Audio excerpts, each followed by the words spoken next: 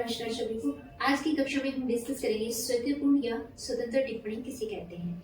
स्वतःपूर्ण या स्वतंत्र टिप्पणी जो होती है वह टिप्पणी होती है जो बिना किसी पत्र के, यानी जो आवती यानी जो पत्र बाहर से आता है उसका नहीं, बल्कि हमारे ऑफिस के अंदर इस तरह की कोई सिचुएशन होती है तो उस टाइम पे जो है जब हमें स्वयं लिखना होता है, ये दोनों स्तर पे लिखी जाती है, अधिकारी और हमारा सहायक के स्तर पे। आवती पर आधारित टिप्पणी हमने बताया था ओनली सहायक के लेवल पे लिखी जाती है और ये दोनों स्तर पे लिखी जा सकती है।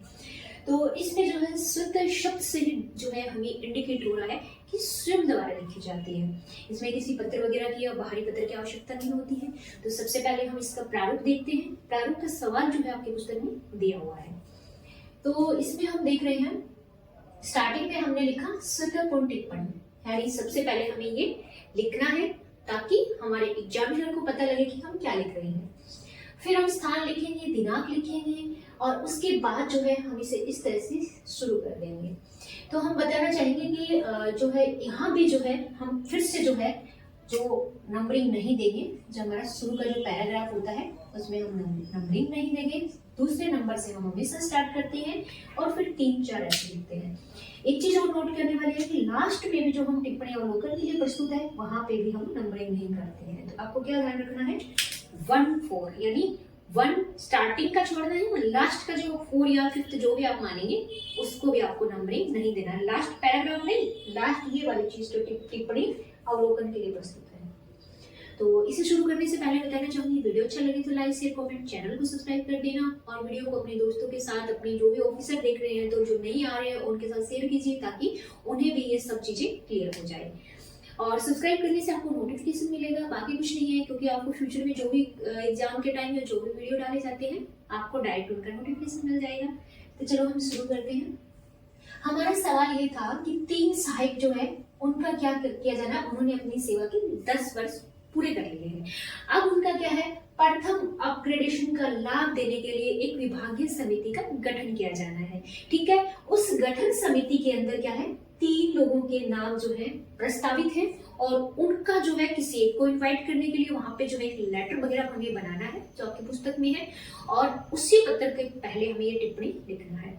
तो टिप्पणी के लिए मैंने बताया था कि जब आपका सवाल दिया होता है, जो आपका क्वेश्चन यानी प्रश्न दिया होता है, उसके अंदर आपको क्या करना है, उस आपके प्रश्न के अंदर ही आपको जो है टिप्पणी निकालना होता है। तो उसी की लाइनों से हमने इसको निकाला है।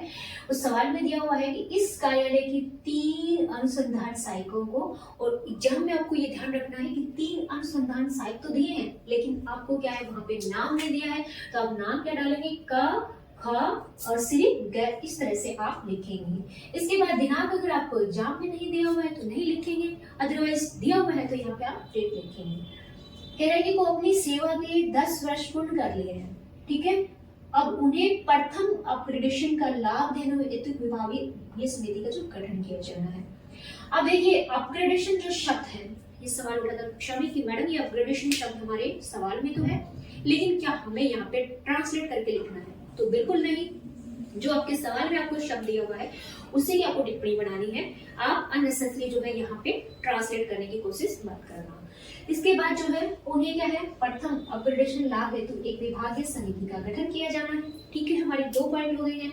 इसके बाद इस समिति में क्या है, 3 सदस्यों के नाम प्रस्तावित है। अब 3 सदस्य आने के बाद हमें नाम भी नहीं बताया है कि क्या नाम है, तो फिर हमें क्या करना है, हमें फिर से 1-2-3 नंबरिंग देके और डैश डैश इस तरह से खाली छोड़ देना है। ये एग्जाम के पॉइंट ऑफ व्यू से बता रही हूँ। अगर आप ऑफिस में कुछ लिख रहे हैं तो आपको अगर नाम वगैरह आपको तो पता ही होता है कि क्या आप लिख रहे हैं, किसका नाम है क्या है, तो वहां पे आप मेंशन करेंगे। इसके बाद जो है टिप्पणी जो होती है अवलोकन या अनुमोदन हेतु प्रस्तुत है। तो ये टिप्पणी किसने लिखी है, फिर से सहायक ने लिखी है। तो फिर हम क्या करेंगे, हस्ताक्षर यानी डैश डैश खाली छोड़ देंगे। उसके बाद हम नाम लिखेंगे क्या कर और सहायक लिख देंगे। सहायक के बाद फिर से हम एक लंबी लाइन खींचेंगे। अगर आप लाइन नहीं लिख रहे हैं तो थोड़ा सा स्पेस दे देंगे। फिर आप जिसे टिप्पणी प्रस्तुत कर रहे हैं उससे आप कुछ भी, आपका संयुक्त निदेशक हो सकता है, आपका अवर सचिव हो सकता है, जो भी आप लिखेंगे उसका आप पदनाम लिखेंगे।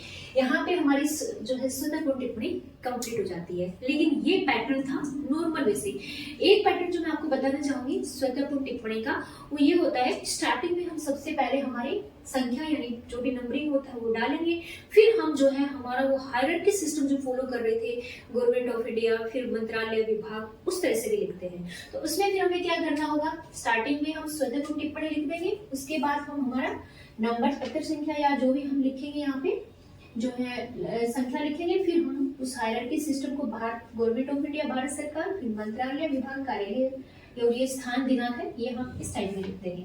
फिर हम क्या करेंगे, यहाँ से जो टिप्पणी हम स्टार्ट करेंगे तो हम विषय से स्टार्ट करेंगे।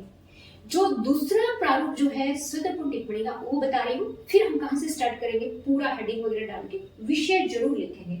फिर हम यहाँ पे विषय लिखेंगे और विषय के बाद हमारा जो भी जो है विषय होगा उसे हम लिखेंगे और इसके बाद जो है फिर ये वाला प्रारूप हम उसमें फिल करेंगे।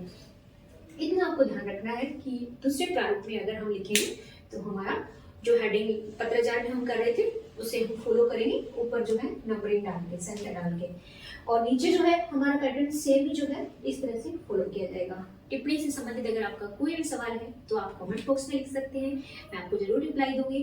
वीडियो अच्छा लगे तो प्लीज इसे जो है लाइक कीजिए, शेयर कीजिए, इससे मोटिवेशन मिलता है, हमें और मन करता है आप लोगों की सहायता करने का, बाकी कुछ नहीं है।